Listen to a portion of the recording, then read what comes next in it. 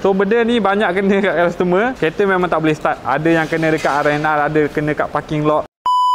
Penyakit Volvo ni memang banyak. Biasanya dia akan keluar warning kura-kura lah dekat meter. Kereta tak ada power, dia keluar kura-kura. Kereta okey, bawa drive okey, semua okey, tapi ada lambang kura-kura keluar. Ataupun mood daripada petrol pergi hybrid, dia tak boleh switch pun, dia akan keluar logo kura-kura. So kat sini hari ni aku nak explain kat korang apa-apa masalah dekat Volvo korang tu. Korang kena check dulu, bawa datang workshop untuk diagnose, supaya aku banyak kali cakap tak tersalah tukar part. Sebab kat sini kita memang ada jumpa 4-5 kes macam tu, customer tersalah tukar part ataupun customer minta harga untuk penukaran part tu, tapi bila datang kita check sebelum buat penukaran, part lain yang bermasalah. So kat sini aku nak bagilah 3-4 part yang biasa bermasalah dekat model Volvo XC90 ni. So yang ni yang paling famous sekali kat tangan aku ni, dia punya oxygen sensor lah, exhaust sensor, O2 sensor, banyak bahasa juga. So yang ni dia akan keluar check light engine. Check light engine kereta okey, bawa semua ada power, tak ada masalah. Cuma bila kau start je, dia akan keluar sign check light engine tu. So sakit mata lah. Biasanya isu kecil je, dia punya auto sensor problem. Dia ada dua, bank satu, bank dua. So memang kena buat checking dulu error dekat mana punca masalah tu, baru kita boleh buat penukaran part. So lagi satu aku nak tunjuk, yang ni boleh dikategorikan kalau 20 orang customer kita, 10 orang mesti kena. Dia punya fuel pump module kecil je, tapi nak tukar benda ni leceh sikit lah. Kita kena turunkan sikit dia punya petrol tank tu untuk tukar benda ni. So benda ni banyak kena kat customer. Kereta memang tak boleh start. Ada yang kena dekat R&R, ada kena kat parking lot. So benda ni pun salah satu common lah. Kalau mileage dah lebih daripada 100k, mesti akan kena untuk fuel pump module ni. Aku cakap kenapa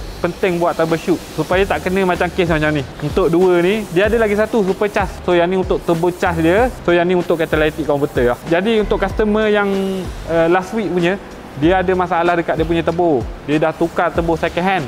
Dia cakap, still lagi kereta tak ada power. Kenapa boleh jadi macam tu? Dia minta lagi quotation dengan kita, super charge. Gila kau. Turbo dah berapa ribu, super charge pula dah berapa ribu.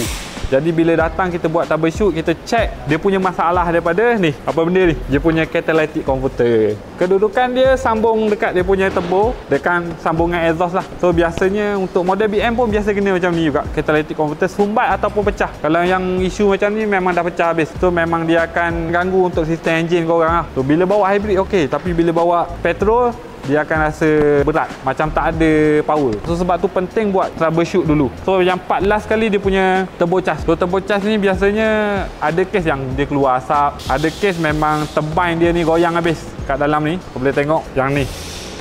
Biasanya kita dapat turbine yang pecah pun kita pernah dapat. Model Volvo ni sebab kereta ni power. So orang beli ni kebanyakannya, bukan semua lah. Ada yang jenis kaki santai, ada yang jenis kaki tekan. So yang kaki tekan tu hati-hati sikit. Dia boleh tembak dekat korang punya turbo juga. Pentingnya penjagaan awal ni aku cakap, supaya korang tak terkena kes yang lagi berat. Kos nak repair dia tu akan lagi tinggi lah.